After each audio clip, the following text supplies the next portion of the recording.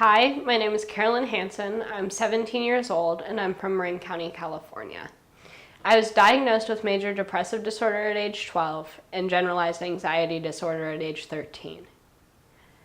For me, these weren't surprising diagnoses and I wasn't really upset about them. I had known that there was something off with me for a while. I had known that the way I thought wasn't exactly how normal people thought. I had known that the way I acted wasn't exactly how normal people acted.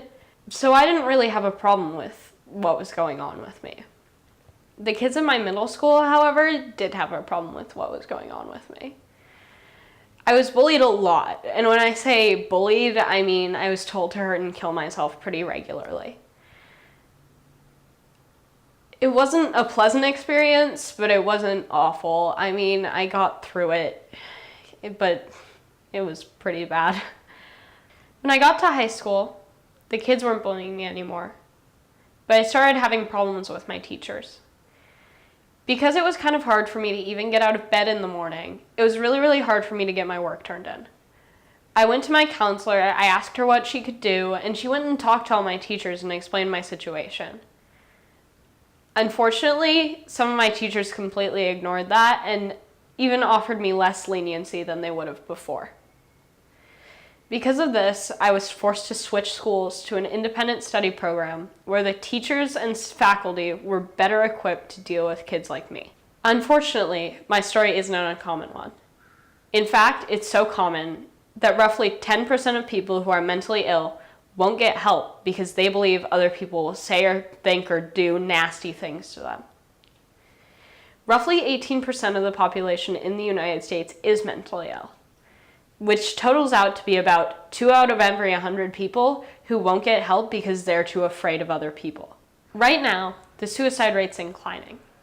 In fact, it's inclining so much that it's one of the top 10 causes of death in the United States. If roughly 18% of people are mentally ill, we have no reason to treat those who are as pariahs and outcasts. The Affordable Care Act provides mental health services, so it's easier than ever for people who need these services to get them. Unfortunately, that means nothing for the 2 out of every 100 people who won't get it, just because they're afraid. So what can you do to help out? The National Alliance on Mental Illness provides many ways for those who want to get involved.